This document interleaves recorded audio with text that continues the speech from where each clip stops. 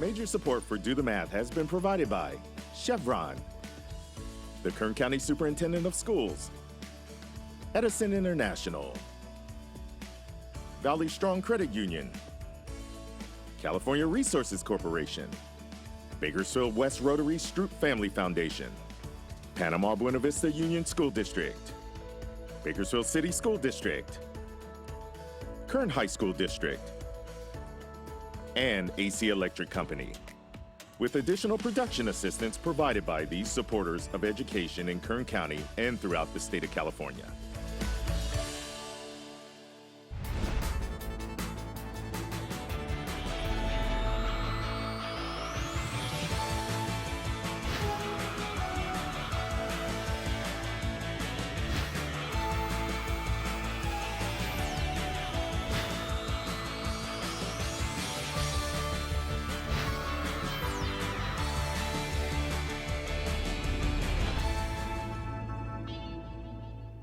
Well, good afternoon and welcome to Do the Math. I'm Michael. And I'm Cindy. And in studio with us we have William. And William, if somebody needed to get a hold of us, what would they need to do? For math homework help, call in Bakersfield 636-4357, toll free 1-866-636-6284, email dothemath@kern.org, and we're online at dothemath.net. And on social media, Facebook, Instagram, Twitter, and YouTube. All right, nicely done. So, William, where do you go to school and what grade are you in? I am in 5th grade and I go to Berkshire Elementary. All right. Have you been at Berkshire for a long time? Yeah, I've been there since kindergarten. Since kindergarten. So you're pretty used to the place. Yeah. All right. Did you know that students may soon be able to go back to school possibly? Yeah, I heard an announcement about going back to school. Okay. What do you think about that? I think it's good because I get to meet my friends again and my teacher and Yeah. have a fun time at school. There you go. Yeah, you can actually see your teacher in person, right? Yeah. See your friends again and hang out for a little bit at recess and stuff like that. And is there anything that you like or you find easy or fun or it's new and challenging and you like it about the way school is right now going over the computer? That's because we're on the computer. We get to do a lot of stuff on the computer, which is like playing like reflex math and like a math game, and also some other things like quizzes, which is like a website where you can like play a quiz, which is like educational kind of. Okay. And a pear deck, which my teacher uses to make like each subject pretty fun on slides that we can draw on. Oh, good. So you like that? Yeah. And it's something that you may not have done if you were in the regular classroom, probably, right? No. Because this is like, all right, well, we got to figure out how we can do this and what we can do to make things work and have the kids have fun and learn at the same time. And so that's one benefit of this. And then you're probably getting pretty good at problem solving on a computer to get things going. Probably learning a little bit of keyboarding a little bit better now, too, because you're probably having to type documents a little more and things like that. Good. All right. You ready to do some math today? Yeah, I'm ready to do some math. All right, good. That's what I like to hear. Well, we're going to have you do some math in just a couple of moments. But first, we're going to take a look at today's Math in the News.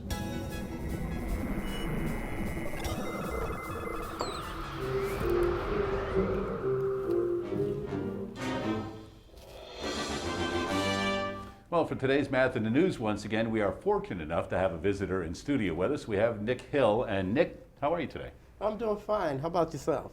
Wonderful myself. Where do you work?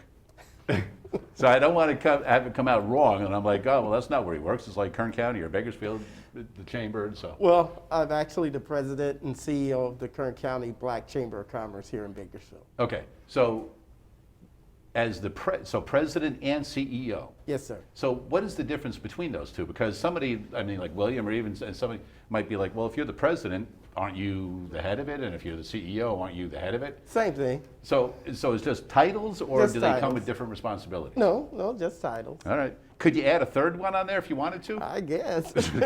Okay. I'm president, I'm CEO, and I am ambassador for And sidekick. All right. So what does a chamber do? Well, the chamber advocates for entrepreneurs here in Bakersfield. We advocate especially for the African American entrepreneur, Okay. but we're not exclusively for the African American entrepreneur. Okay. We're totally diversified. All right. And so you advocate for them. Yes. So so how would a business be able to use your service by being a member of the chamber? Like, how do they do it? What do they get from it? How does it help that business? Well, actually, we help our businesses with advertising. We help them with all the news that's coming out, all the grants, all the loans, available loans and things like that.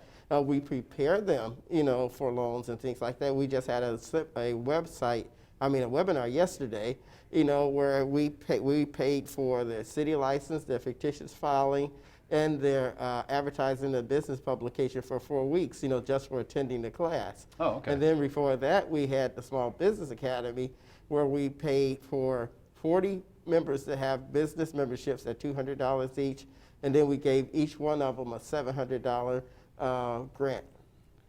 Can do the math be a business that we can get into this thing, right? Hey, that sounds like a pretty nice deal, right? Advertise for us, pay us to do it, and pay our licenses and things like that. Yeah.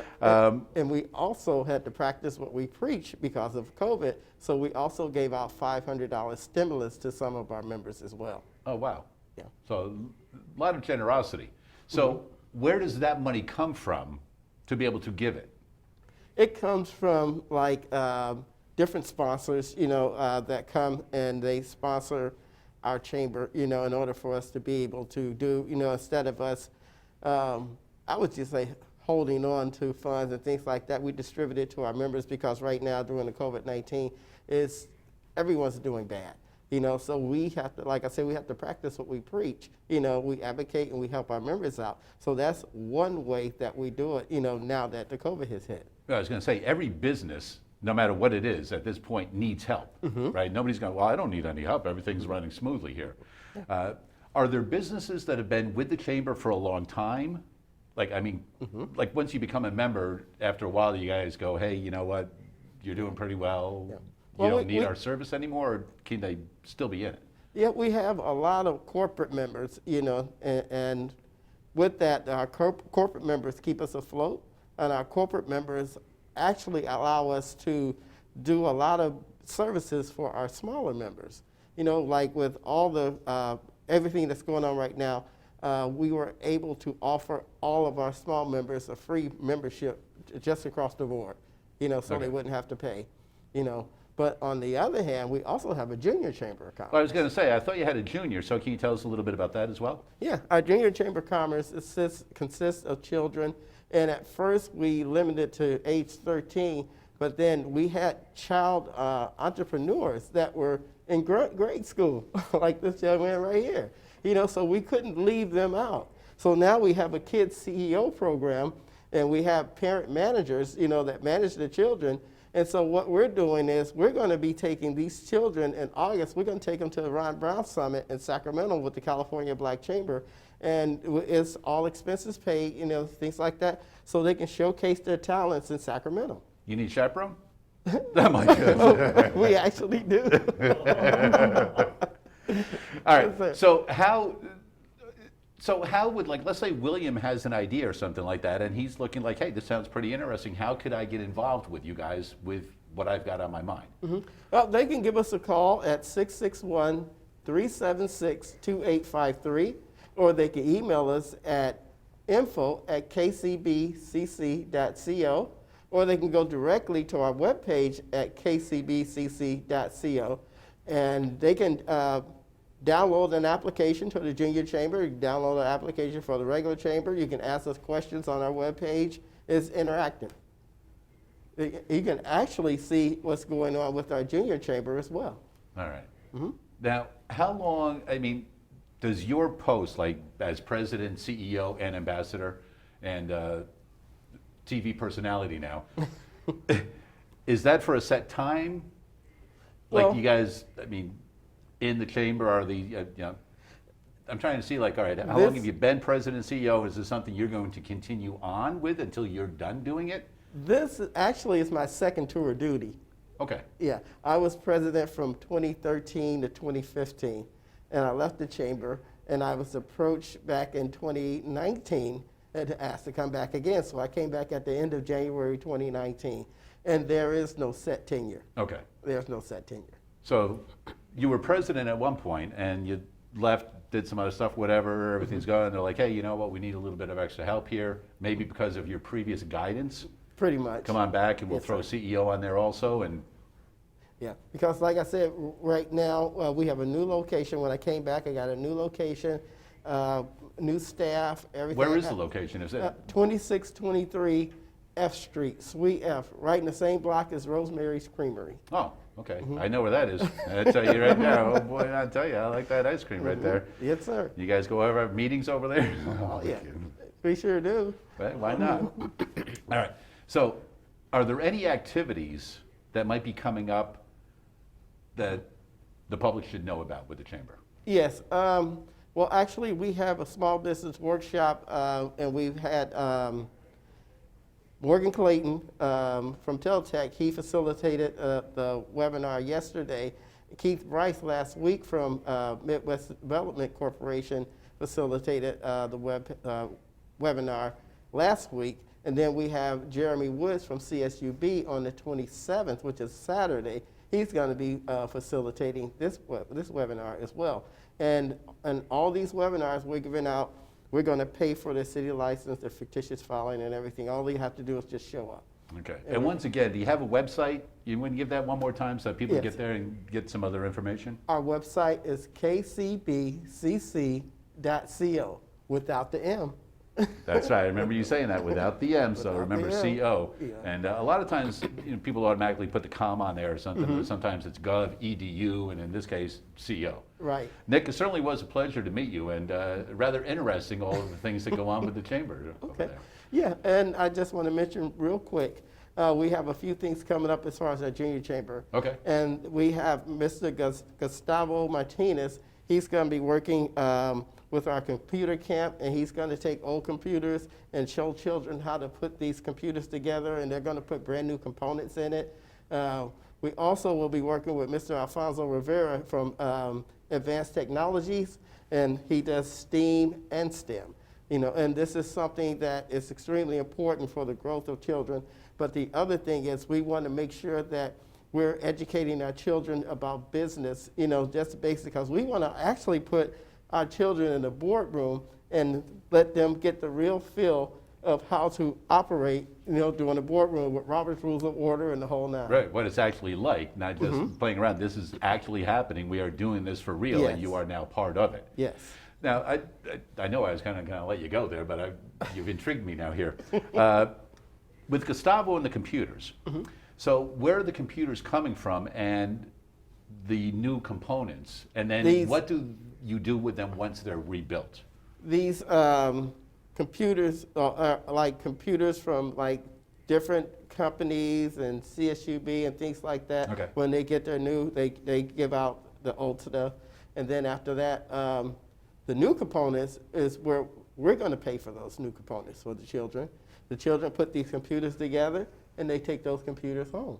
Oh, even sir. better deal right there. That's it. They take those computers home. Now, with Alfonso doing the STEM and the STEAM, is there information for links on when those events might be happening on the website, or is there some places different they need to go to? No, they can go directly to our website, and we can post it there. We have a Facebook page, we have Instagram, and a few other things. But basically, most of our information will be pasted. We have a calendar.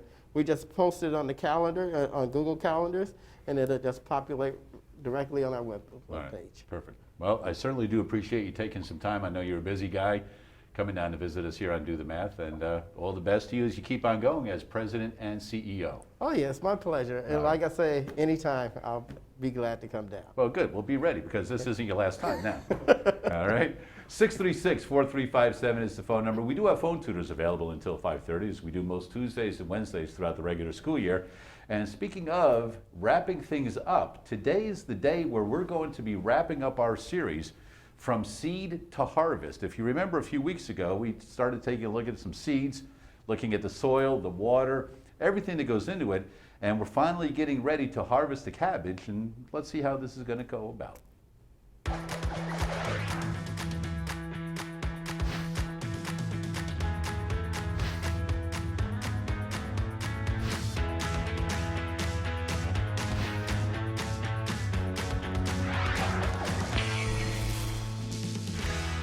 Math in the real world. Here we are, middle of a cabbage field in our series, Seed to Harvest.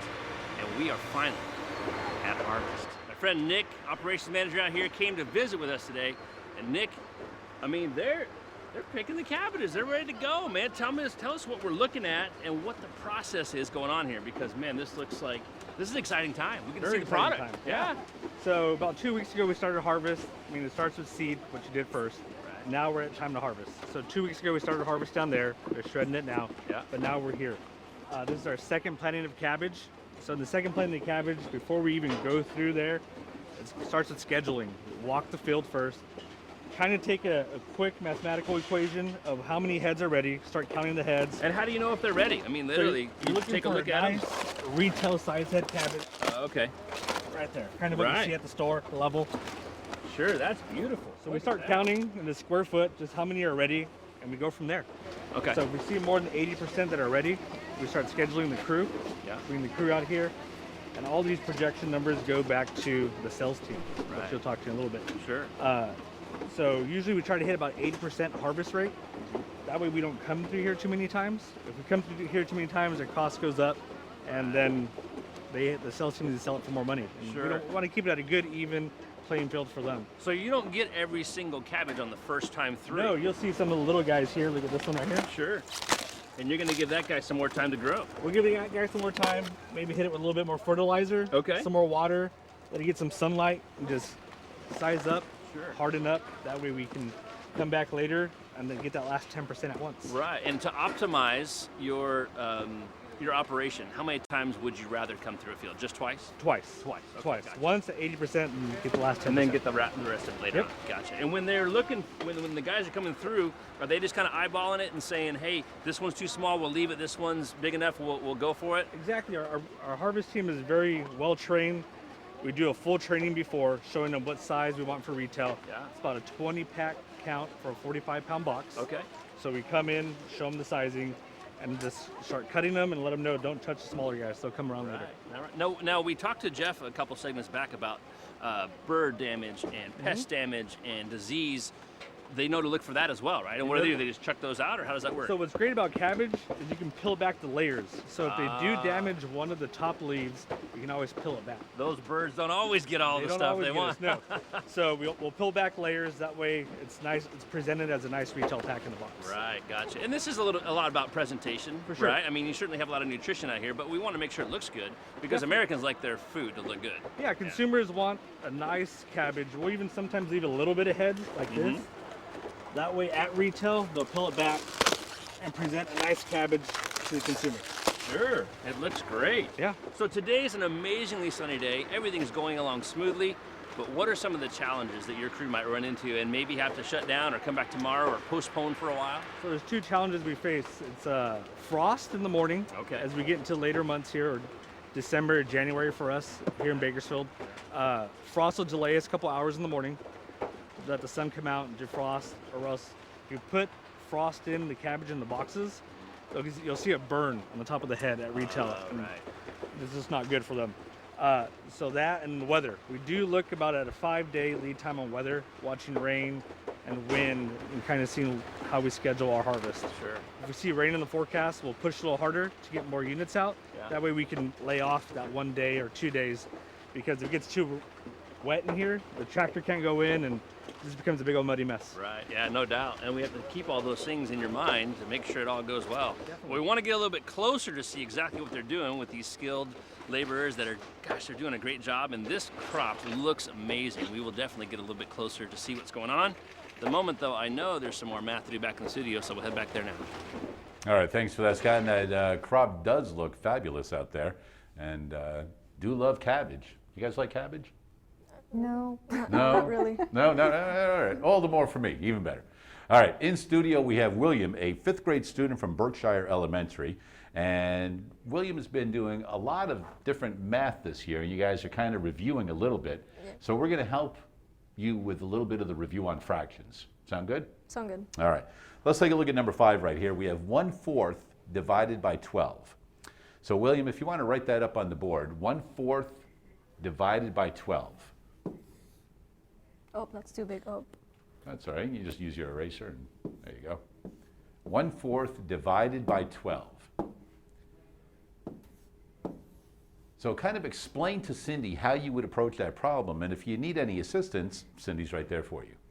So I would approach this problem by turning this into a fraction and then getting the reciprocal to get 1/4 divided by one. Sorry, nope. Just turn your pen upside down. Yeah, there you go. 1/4 times 1/12. Okay. Because I would turn the division into multiplication. So multiply by the reciprocal. And then we multiply these together to get 1/48. Wait, yeah, 48. Okay, nice. Yeah. Easy as pie, right, on that one? All right, Hot, try to erase the board. I got another one for you. All right, 6 divided by 1/5. Okay. So what are you gonna do on this one? This is kind of where I kind of struggle. I think you turn this into a fraction Yep. and then get the reciprocal. So 6 times 1/5. Okay, so let me stop you there. So no matter what, you do want to make them both fractions, but it's always you change the multiplication, the division, and then the next one to its reciprocal. So you never want to change the first one. So you do make it 6/1, but then you leave it like that, and then you do the reciprocal of the other fraction. Oh, okay. So if this is 6/1, then it would be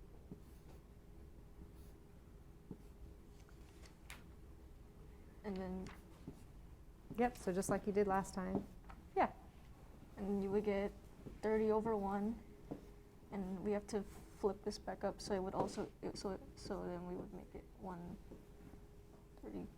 Okay, so let's go back to the 30/1. So if you see 30/1, do you have you worked with division in this kind of format? Oh wait, I see what I did wrong now. Okay, It's 30. there you go. I mean, Because it's just 30 divided by 1. yeah. Yeah. There you go, caught yourself. Nicely done. good. All right, let's do one last third one on this type, and then we're going to go to something a little different. So we have 2/3 divided by 3.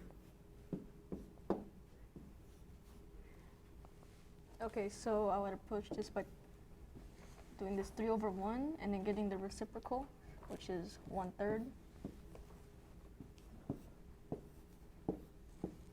And then just multiplying them straight across.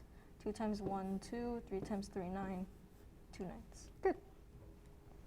All right, nicely done. So now we've got a little something where you're going to have to maybe put a little thought into this one instead of doing them straight across like you've been doing. So erase the board, and let's take a look at the problem together. A giant tortoise can walk about 1/10 of a meter per second on land. So I guess if you want to write 1/10 someplace, and so 1/10 of a meter, and that's a giant tortoise, okay? A cooter turtle can walk about 1/2 a meter per second, So, all right? Now, are you going to remember which one is which, or do you want to label them somehow? yeah, I'll name this the big one and the... And then that's the cooter turtle. All right, there you go. So let's take a look at the first thing that they want you to do. So it says, how long would it take a giant tortoise to travel 5 meters? Okay, now it goes 1/10 of a meter per second. So how long is it going to take it to go 5 meters? Okay, so it would take them 10 seconds to do 1 meter. Because Okay. it's 1/10. That means it would take them 50 seconds to do 5 meters. Excellent. Now, here's what you need to do. Because in order for you to get credit, what the book wants you to do is show your work. Okay, so And since we're working on division, they probably want it like that, right? okay, so 1/10 of a meter times 10. So let's do it like this. So 1/10 of a meter, and you want to know they're going how far? 5 meters. 5 5 meters. Oh, okay. So do 5 meters, the total they're going to go, So we do divided by how much they go per second. 5. Divided though, Oh, divide. Okay. because it's like you're taking the full amount and dividing it into parts to see how long it's going to take. So then if you work that out so that you get your credit. So then we get 5, 1, and then this will be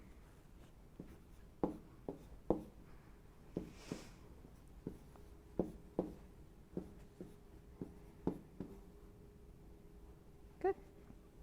All right, so that's how they want you to do it. I mean, it's a problem that you can do it in your head. You did it using mental math, which is excellent.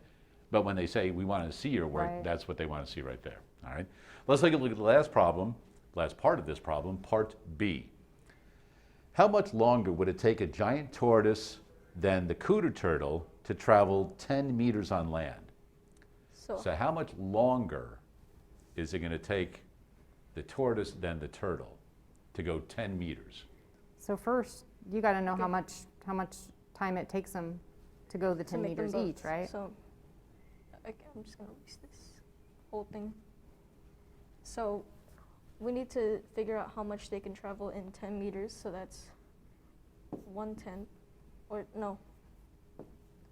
Oh, That's okay. We know it was 1/5 and 1/2. We yeah, got it. Okay, so so we would have 10 divided by 1/5. 1/10. Was it? Well, the tortoise is 1/10. Oh, the tortoise is 1/10. Okay. Right, I the was tortoise thinking is 1/5. 1/10. And the other one's 1/2. Right. Okay. So No 1/5. for them to travel, or for the tortoise to travel 10 meters, we have to divide. So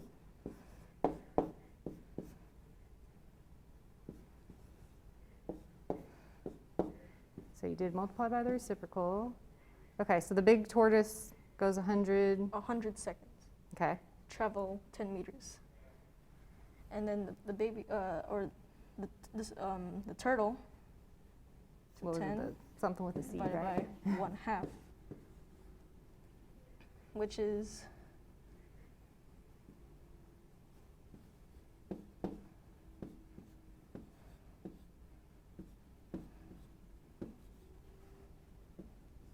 20 Okay. seconds. Okay, so now the question So now- was, How much more does tortoise, or how much longer does it take the So- tortoise? 100 minus 20, 80. And So it's 80 80 seconds? what? Oh, Oh, sorry. yeah, 80 I just gave him the seconds. answer. Yeah, don't let them off the hook Well, I that didn't know you were easy. going to ask. So, William, if somebody asked you, hey, how long does it take you to get over to this part of the school? And you go, it takes me 80 seconds. Is that the way you normally would kind of like would tell time, or would you break 80 seconds into something else? I go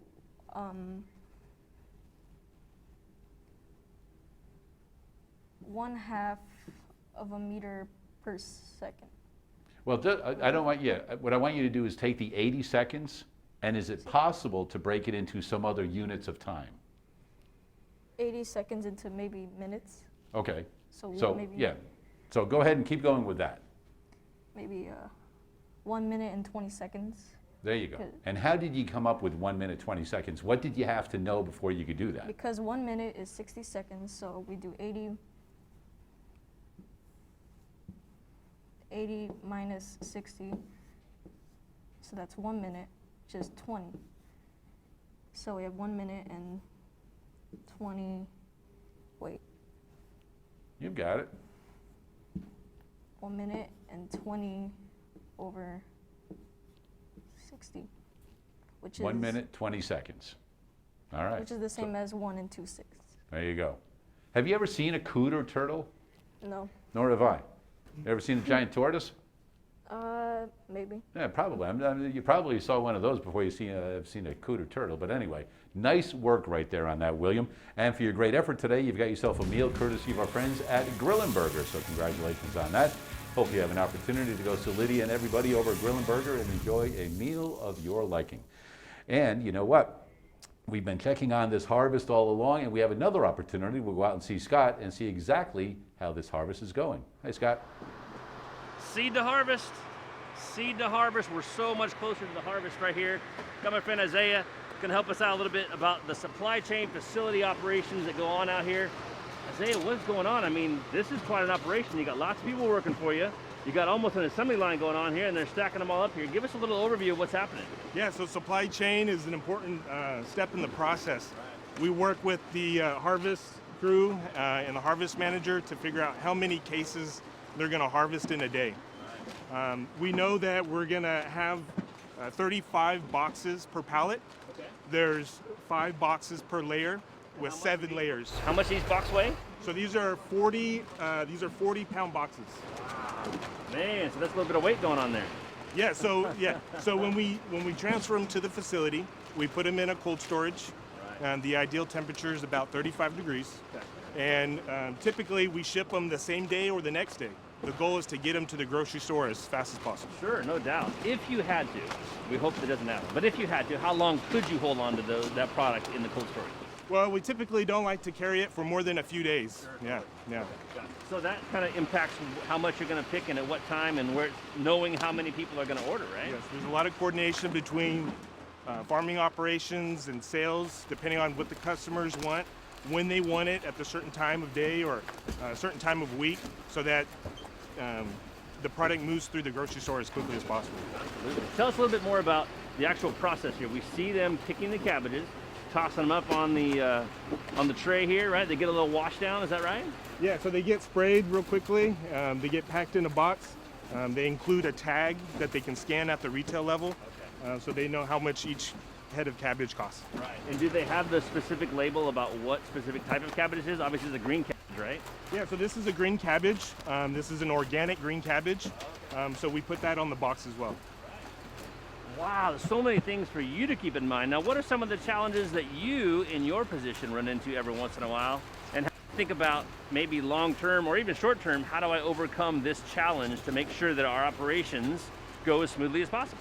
One of the challenges we see is when we're scheduling trucks, there's a certain amount of weight you can put on a truck. Right. So we have to calculate how much weight is on each pallet so that we're within the restrictions. Sure, totally. Yeah, weight's got to be a really big deal.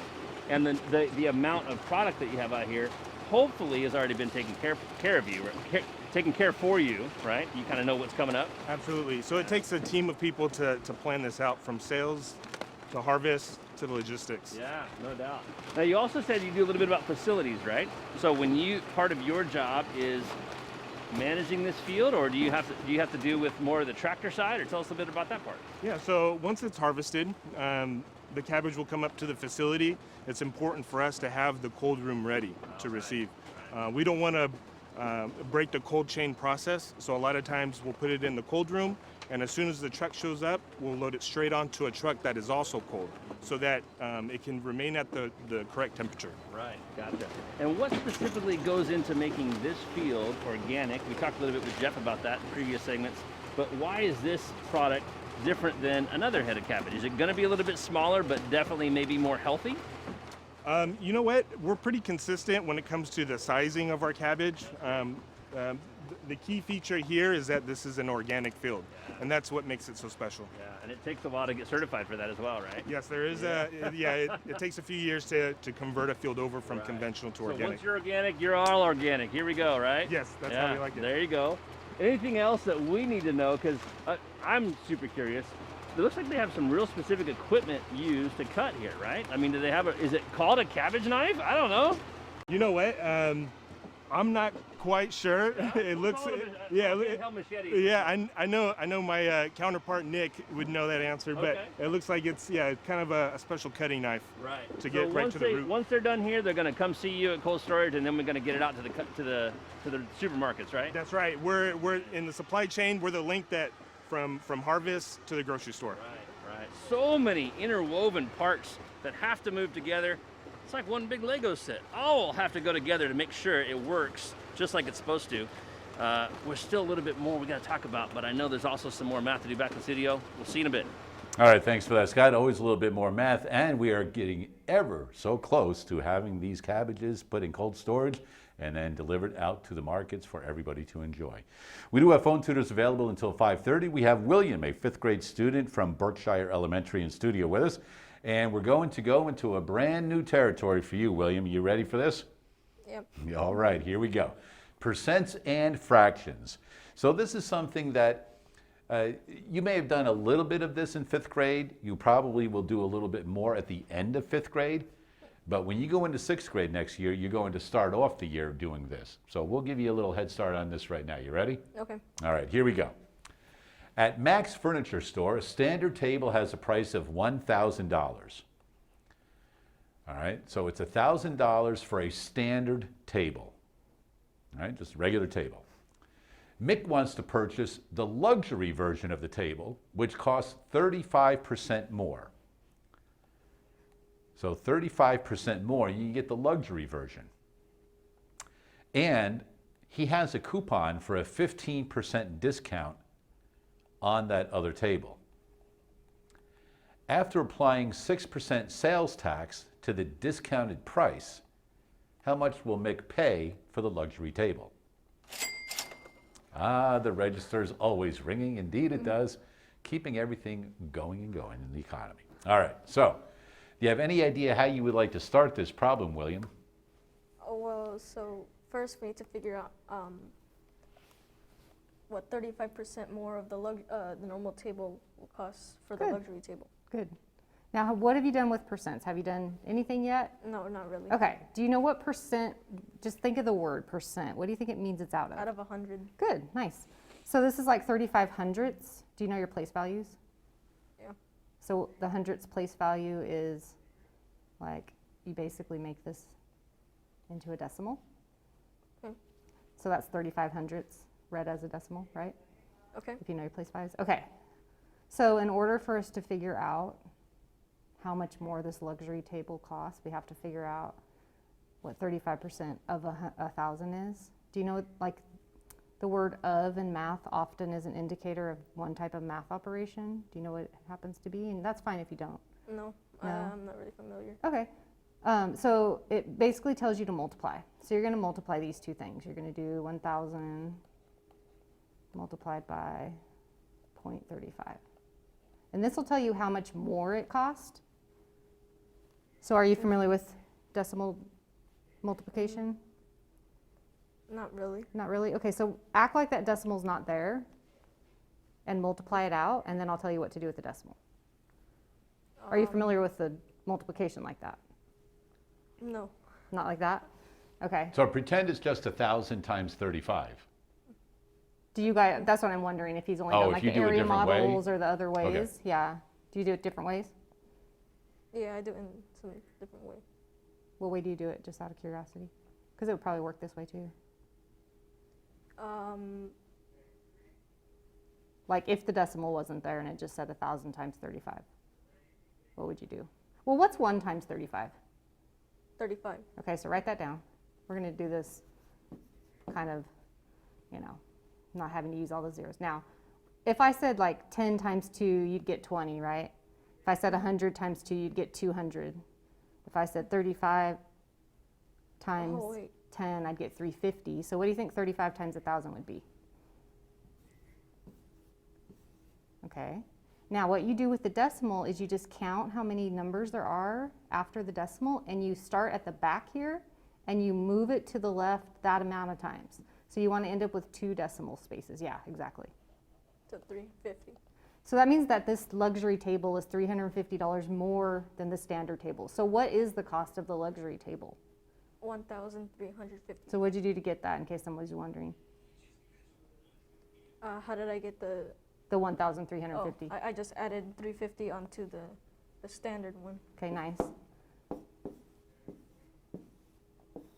So now we know how much the luxury table's regular price is, right? Okay, so now we're going to be working with that regular price to figure out what his coupon will save him.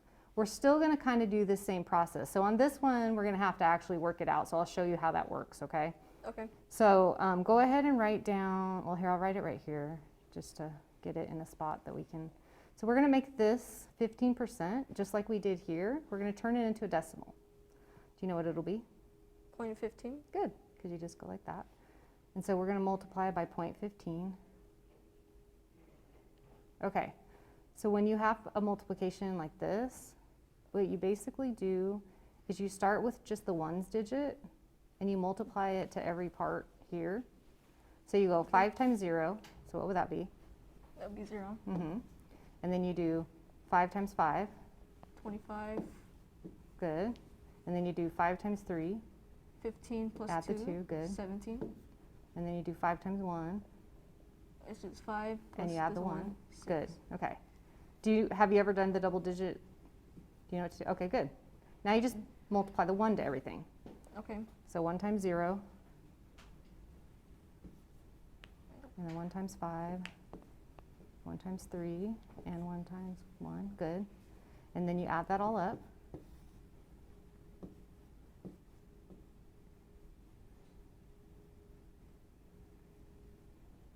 That's a 5 right there, so we add that. Okay, it's a 5, okay.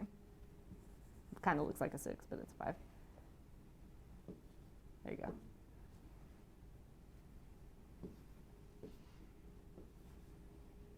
Okay, and then we're going to, instead of the comma, since we have a decimal up here, we're going to do like we did over here, and we're going to count, there's 2 here, 1, 2. So 1, 2, which would be 202 point, wait. Since it's money, you can go ahead and write the 50 cents. So $202.50. Now, is that how much the table is going to cost? What's that mean, discount? What's that mean? 15% less, or like it costs, it's like a discount's like a little bit less than the original amount. Yeah, so it's like he's going to save that much, right? So how can we figure out how much he's going to pay then? So we know it's regular price here, and we know he's going to save this. So how can we figure out We can how much it's subtract. going to, okay, good.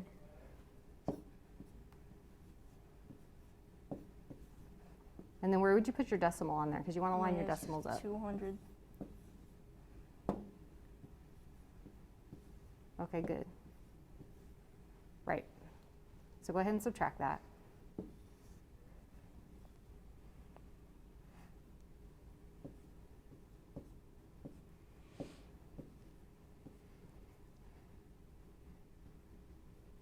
Five.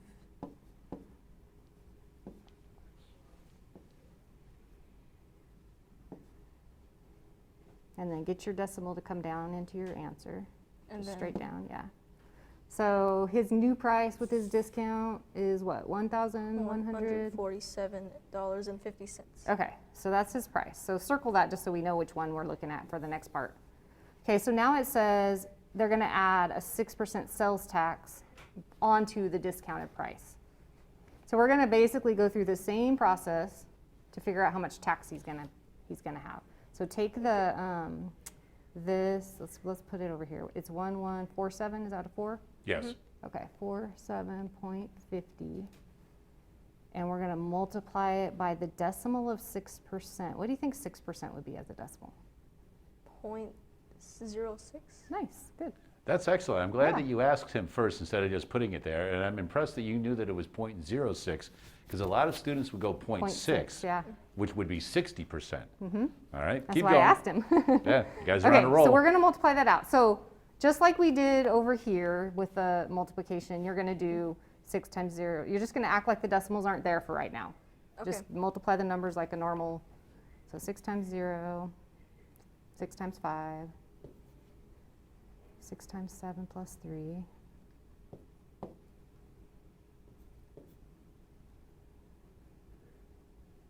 6 times 4 plus 4, and then 6 times 1 plus 2, and 6 times 1.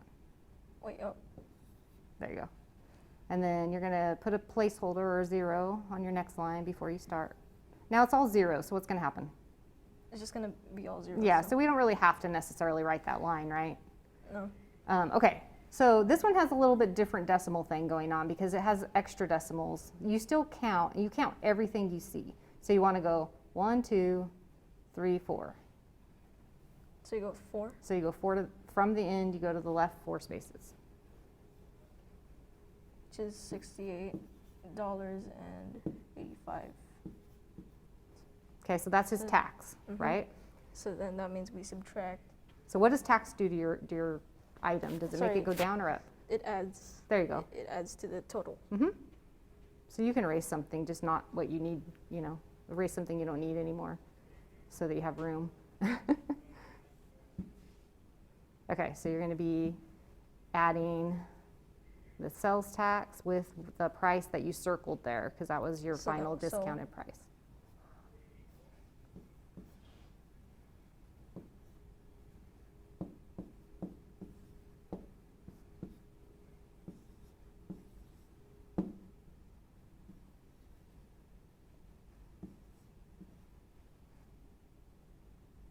Yeah, okay.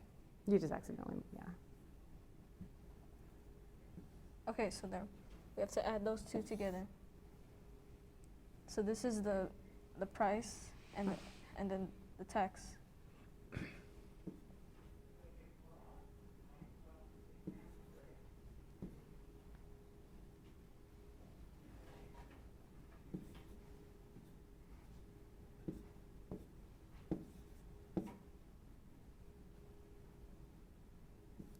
So on adding and subtracting, you just bring it straight down. You only count it in multiplication. Oh, That's why you have to line them up when you add and subtract so that they're in a straight row, and you just bring it straight down. There you go. okay, so $1,216.35. Would be the total cost that he has to pay. There you go. Now, does that make sense? Let's look at the problem one more time. So a standard table was $1,000. The luxury version was 35% more. He had a discount, but then had to pay tax. So does it make sense that it's going to cost more than $1,000 for the luxury table? Yeah. Yeah, it does, right?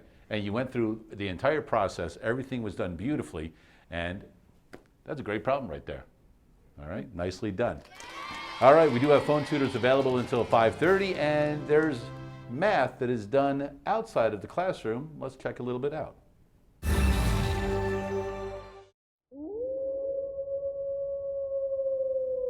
Have you ever looked at the moon and it looked close enough to touch? Or wondered why it doesn't stay the same night after night? Why does it change?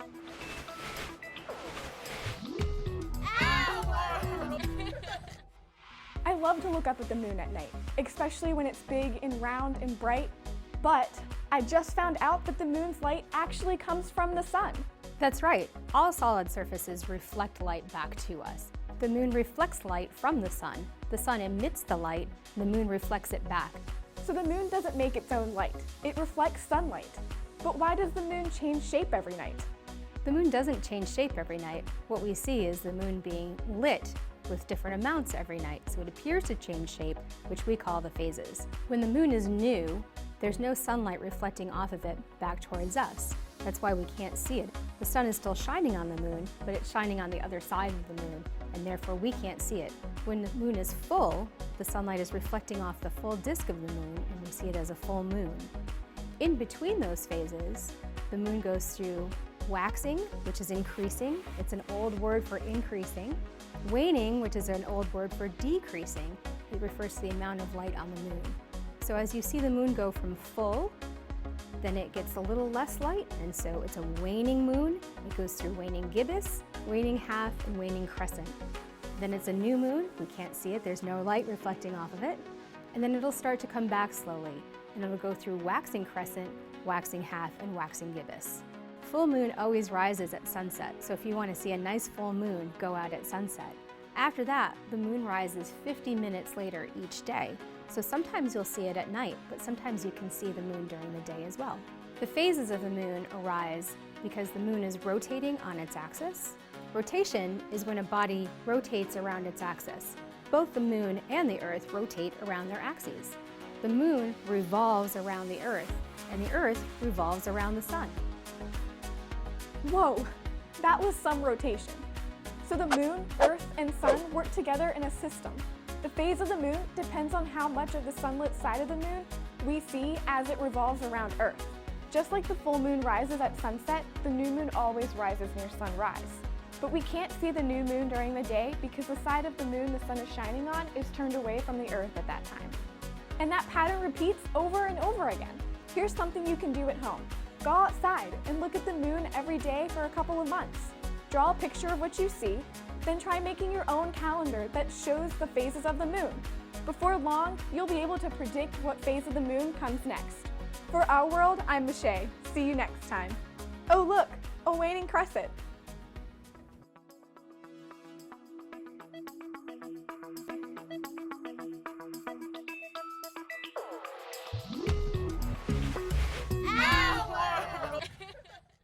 Always interesting finding out new things about the moon. Waning, waxing, crescents, full moons, half moons, all of that different stuff. So always interesting.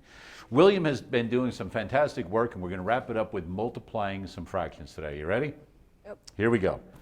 6 times 2/3.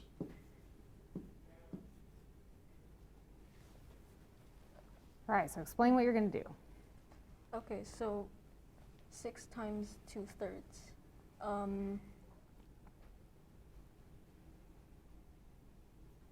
Maybe we can, So you want to start it the same way you did your division and make them both fractions.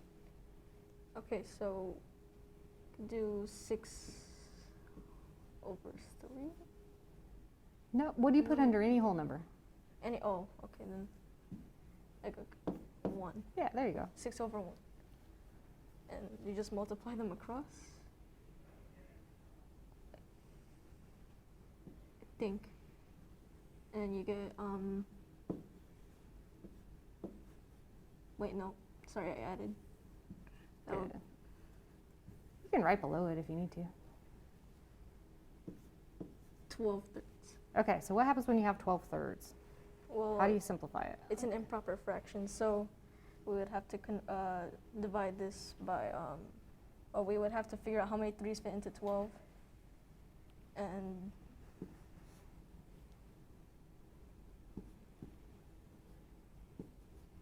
which is 4. There you go. 4 fits in to 12 3 times. So then this would equal 4. There you go. Nicely Yeah, done. nicely So, I mean, you could leave it as 12/3, right? Because that is an acceptable answer. But if they wanted it simplified, then you can simply simplify it to 4. Nicely done. Well, you know what? The time has come. We are finally at the end. We're finally at harvest. Let's head on back one more time and visit with Scott and wrap this up. Seed to harvest. Look at this. Look at this. We are harvesting. I'm not harvesting cabbage. The experts are doing that. But I got my friend Prescott here with me, account manager. And Prescott, gosh, I mean, we are really at the end of the line here as far as getting this out so people can have some cabbage soup, right? Or whatever they're going to do with it. Exactly, I mean, yeah. this is exciting. So we're here in front of some red cabbage. We were just watching the green cabbage be harvested. Tell us a little bit about what you do in this process because, man, like I said, there's so many working, interwoven parts here. Yeah, so you've heard a little bit about scheduling and planning from my coworkers, Nick and Isaiah.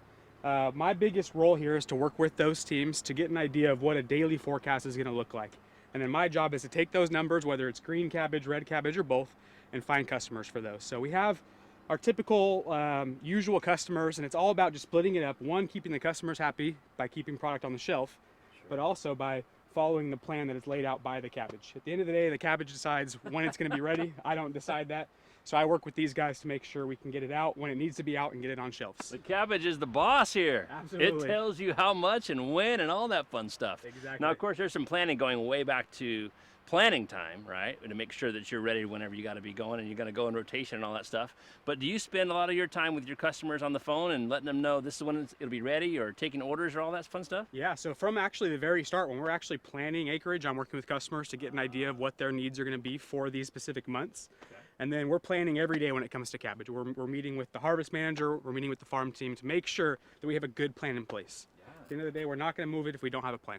All right, we talked a little bit about challenges for Nick and Isaiah both. What are some of the challenges that come with your job? Because I know that it's not all smooth sailing, right? I mean, again, the cabbage is the boss, and it doesn't always work like you want it to. Yeah, so, you know, our industry, the customer is always right. So if the customer wants something, my job is to make that happen. So my biggest difficulty or challenge is when we have cabbage that's sold but not actually ready to be harvested.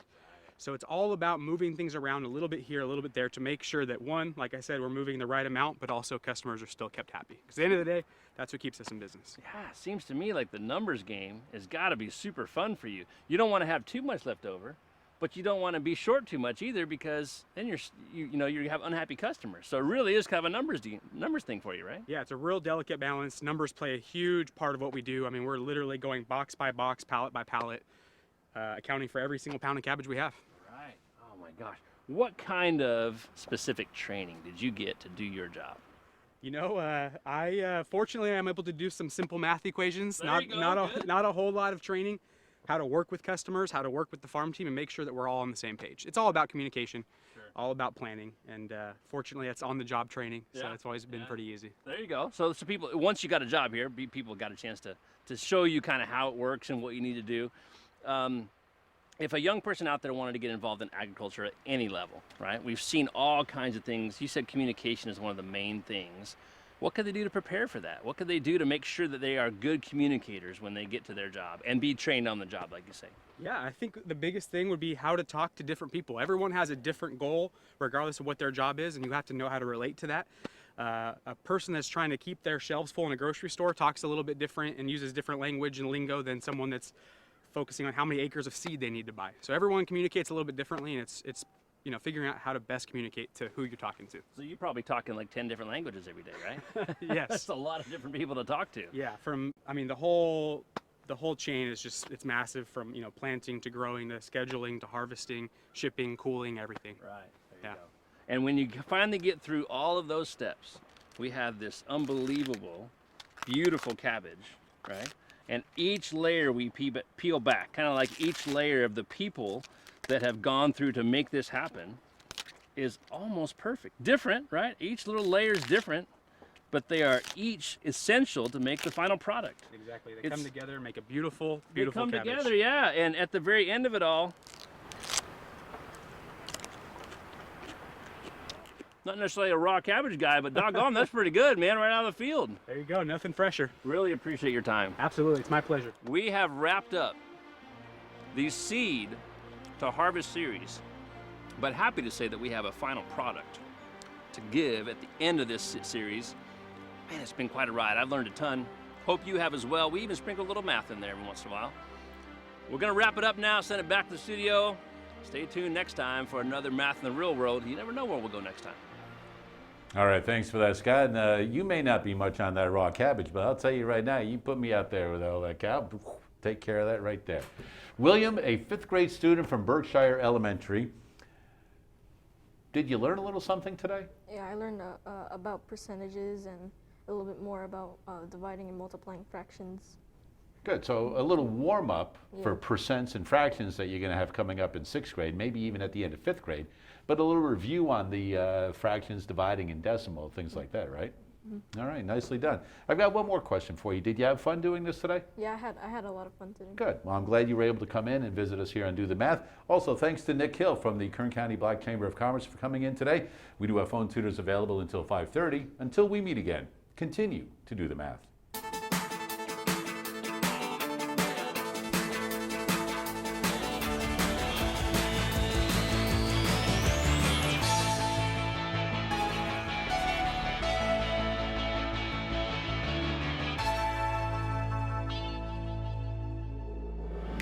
Major support for Do the Math has been provided by Chevron, the Kern County Superintendent of Schools, Edison International, Valley Strong Credit Union, California Resources Corporation, Bakersfield West Rotary Stroop Family Foundation, Panama Buena Vista Union School District, Bakersfield City School District, Kern High School District, and AC Electric Company, with additional production assistance provided by these supporters of education in Kern County and throughout the state of California.